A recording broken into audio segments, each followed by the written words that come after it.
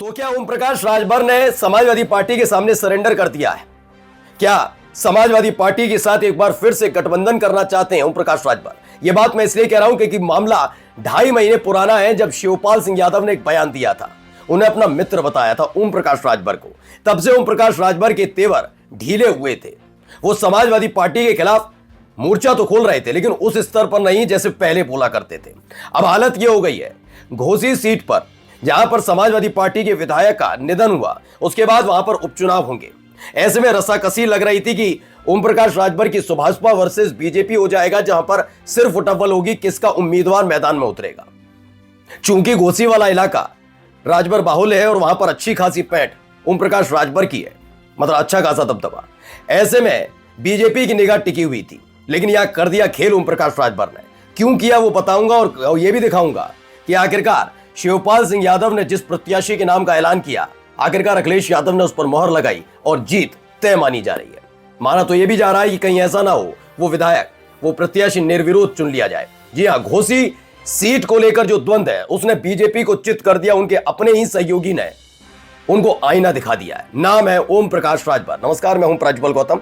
राजनीति में कुछ भी स्थायी नहीं होता, ये बहुत पुरानी कहावत है और ये बात खास तौर पर ओम प्रकाश राजभर के लिए सटीक भी बैठती है। दरअसल मैं दूसरे कार्यकाल की उनकी बात करूंगा।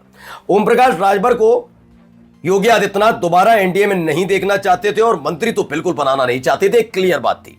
वो दौड़े दौड़े पहुंचे थे दिल्ली, अमित शाह से मुलाकात की थी और ऐलान हुआ कि एनडीए का सहयोगी साथी हिस्सा बन चुके हैं ओम प्रकाश राजभर यानी सुभाषपा।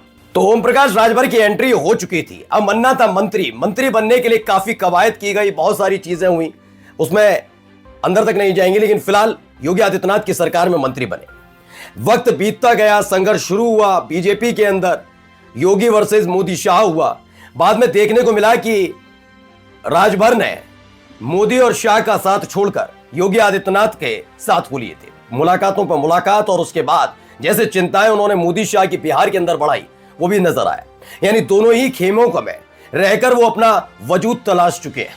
न इस खेमे में उन्हें इज्जत मिली उतनी, न इसमें मिली। यही एक वजह है कि आखिरकार घोसी सीट पर उन्होंने वॉकओवर दे दिया है समाजवादी पार्टी को। यानी कोई प्रत्याशी सुभाषपा का नहीं उतरेगा। यह बात मैं नहीं कह रहा, दिखाने जा रहा हूं। खबर बहुत महत्वपूर्ण है और चाचा और भतीजे की जुगलबंदी भी आपको दिखाऊंगा जिसने बीजेपी को बेचैन किया। लेकिन सबसे पहले बात हम करेंगे ओम प्रकाश राजभर की। घोसी संभावित उपचुनाव, कैबिनेट मंत्री ओम प्रकाश राजभर का वॉकओवर से बीजेपी की तैयारियों को बड़ा झटका।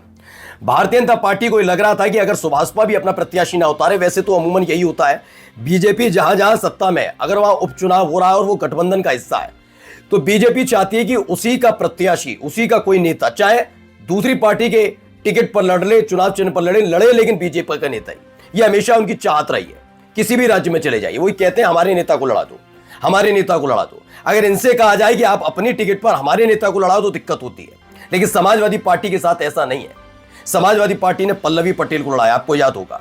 चाहते तो वो समाजवादी पार्टी के मुख्तार अंसारी के बेटे को लड़ा सकते थे, लेकिन सुभाषपा को लड़ाया, जीती जिताई सीट दी सुभाषपा को। ये तमाम चीजें हैं पॉलिटिक्स में। आरएलडी के जयंत चौधरी जरूर केंद्र में मंत्री है, लेकिन हर कोई जानता है राज्यसभा किसने भेजा। खैर, मैं इस पर नहीं आऊंगा। हुआ यह है कि घोसी सीट पर निधन के बाद, समाजवादी पार्टी के विधायक थे, उनके निधन के बाद बीजेपी को पूरी उम्मीद थी कि घोसी सीट पर जो राजभर समाज का वोट है, वो बीजेपी अगर चुनाव लड़ती है तो मिल जाएगा सुभाषपा के जरिए। लेकिन ऐसा होता हुआ नजर नहीं आ रहा। दरअसल ओम प्रकाश राजभर से सवाल पूछा गया, और ये सवाल ऐसे वक्त में था जब बिहार के अंदर चुनाव लड़ने के लिए सीटें मांगी थी, एनडीए के तहत थी, लेकिन सीटें नहीं दी गई। मात्र 4 से 5 सीटें मांगी और नहीं दी गई थी वो सीटें। इसने भारी फजीयत भी कराई ओम प्रकाश राजभर की। लेकिन फिर भी इस बार वो क्या इंतकाम लेने जा रहे हैं। ओम प्रकाश राजभर ने वॉकओवर दे दिया। कैसे? मंत्री ओम प्रकाश राजभर से पूछा गया कि संभावित उपचुनाव के लिए आपकी क्या रणनीति रहेगी, तो उन्होंने देहाती कहावत सुनाते हुए संकेतों में बात खत्म कर दी। होंकी आवे सवेरे, संजय मुंह बावे, अर्थात सुबह खांसी आए और शाम को जमाई आए, मतलब अभी कुछ भी तय नहीं है। जबकि हर इंसान कहता है कि हाँ, हम चुनाव लड़ेंगे, हमारा कोई भी सहयोगी लड़ेगा, हम मजबूती के साथ लड़ेंगे, हम घोसी सीट जीतेंगे, हम समाजवादी पार्टी को धूल चटा देंगे, तमाम बातें कहते हैं ना। लेकिन यहां नहीं कहा गया। ओम प्रकाश राजभर ने अपनी बात सिर्फ इसमें खत्म कर दी। ओम प्रकाश राजभर की इस बात ने दोनों ही गुट जो बीजेपी के अंदर इस समय सक्रिय हैं, खैर बाबा वाले गुट को ज्यादा बड़ा झटका लगा है, क्योंकि उपचुनाव उत्तर प्रदेश के अंदर हो रहा है और उपचुनाव की जिम्मेदारी योगी आदित्यनाथ की सरकार की जाती है कि उसे जीतना है। ठीक है, यहां पर खेल वो वाला नहीं है, मोदी शाह वाला। ऐसे में इस बार झटका योगी आदित्यनाथ की सरकार को, योगी को दिया है क्या ओम प्रकाश राजभर ने। चलिए खबर इससे आगे की भी अब आपको दिखाता हूं। हुआ क्या है, निर्विरोध घोसी सीट जीतने जा रही है समाजवादी पार्टी। वो कैसे बता रहा हूं, जरा इसको देखिए। एक झटका ओम प्रकाश राजभर का, तो दूसरा एबीपी न्यूज की खबर, चाचा शिवपाल के फैसले पर भतीजे अखिलेश यादव ने लगा दी मोहर। अब क्या करेगी बीजेपी। समाजवादी पार्टी के राष्ट्रीय अध्यक्ष हैं अखिलेश यादव ने घोसी विधानसभा सीट पर उपचुनाव के संदर्भ में अपने चाचा शिवपाल सिंह यादव के फैसले पर मोहर लगाई दी। इसीलिए उन्होंने खास तौर पर यादव परिवार से आने वाले छोटे बेटे, एक तरीके से शिवपाल सिंह यादव के लिए अक्षय यादव के खिलाफ फिरोजाबाद से शिवपाल सिंह यादव को लड़वाया था। इसका खुलासा किया और उन्होंने खुद गलती मानी कि हाँ उस समय माहौल ऐसा था, चीजें ऐसी थी। वो उन्होंने कहा मैं बातों में आ गया और मैंने कर दिया, ये गलती मानी। और ये अपने आप में बड़ी बात होती है।